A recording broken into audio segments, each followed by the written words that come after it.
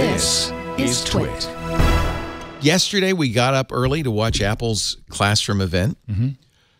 Every once in a while, Apple does one of these, in my opinion, you guys can say I'm wrong, clunkers, where they had an opportunity to really do something important. Instead, they released an updated iPad for the same price that has a pencil support. They made a lot of hay saying how great education is, great PR, and educators love that. But fundamentally, I don't think they changed the landscape at all. It's problematic. One of the problematic things they did was that they said, okay, if you're in the education space, you get all this iCloud storage. And I think this is problematic because the rest of us are like, wait a minute, what about me? I personally, me and my family spend $30,000 a year on Apple stuff, and they give us, and then they spam us. I mean, I'm talking about my son, his wife, and then That's more than I spend. And then I'm spammed mercilessly to pay for more iCloud storage, and it makes me want to quit Apple. I'm so sick of being spammed every time I use an Apple device. Google gives classrooms unlimited storage. Apple gives them 200 gigabytes. That's new. They're going to give them 200 gigabytes per student. But it's like, it seems like that's kind of like, okay, you see how easy that was to give people 200 gigabytes of iCloud storage? Do it for all of us.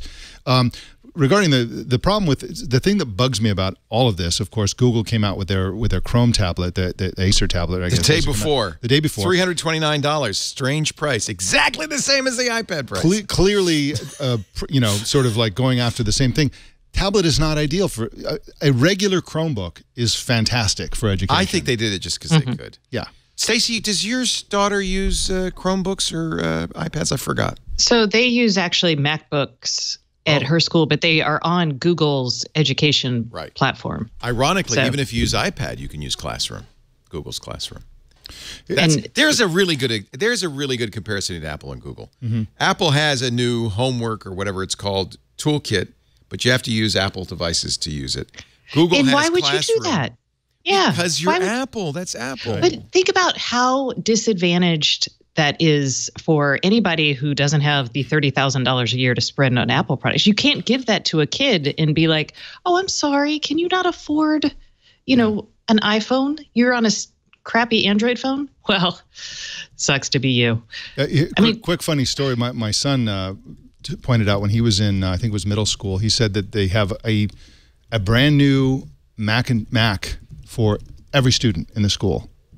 I'm like, what? He's like, yeah, my friend Gary, his dad bought them all. What's Gary's last name? Wozniak. He was in Los Gatos. Okay, so if you don't happen to go to the school where the Wozniaks live. Exactly. I'll give you an example. Lisa was saying this yesterday morning before we went to the event. She said, I'd like to see Apple put aside some of their vast trove of cash, a few $100 million, $500 million, to subsidize schools. If you're gonna have this expensive stuff and you really believe in education, maybe some subsidies wouldn't hurt. Well, buy them for the teachers. What if Apple bought every single teacher an iPhone? What if they just paid their taxes like a real company, and then the local districts could do what they want with it instead of having to buy Apple products? I know, it's crazy. It's crazy. But by the way, real companies don't pay taxes. I believe real companies should pay taxes. Yeah, you do, but Congress disagreed. But I still think that, I just think that Chromebooks are just the greatest. The whole system. I think if you're completely objective and you think about what would be best for a classroom, a $200 Chromebook that the IT department loves because they can maintain it.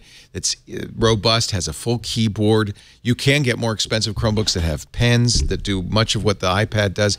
You've got the Android store. You've got Chrome OS. You've got lots of curriculum. I feel like on an objective basis, a Chromebook just and the kids can go home and log in with any device and get exactly what they were working on when they were at school using the Chromebook. If money were unlimited, I would say buy a MacBook. That'd be better. I don't think that would be better. Here's the thing that nobody talks about except teachers. Because I've interviewed a lot of teachers about education devices. What nobody talks about is if you have little kids walking around with Apple devices in their backpacks, they get mugged. Those things have resale value. If somebody finds out that all the kids at the school have an iPad in their backpack with a pencil, okay, those kids are going to get mugged, and those devices are going to get stolen. Right? If they're left at school, then they go home and they only have Android and Windows at school. They can't do the stuff that they were working on. The best solution is to have Chromebooks, and if you leave them at the school, it's fine because then they can log in at home. If they take them home, that's fine too because nobody mugs a kid for a Chromebook. Not a $300 Chromebook.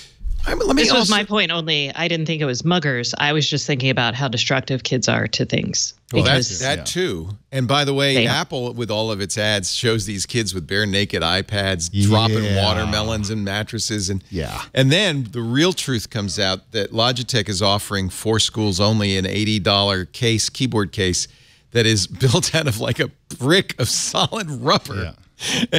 And they know that that's a problem. They know that that's a huge problem. But okay, now tell me if this is maybe political pie in the sky. But I feel like education, especially public education, should embrace open technologies, not proprietary technologies. Should not vote with its dollar for companies, should vote with its dollar towards open. Well, that seems like what private schools, go ahead and buy whatever you want. But public schools should be open. Not too open. I mean, you don't want kids using Linux, for God's sake. Oh, my God.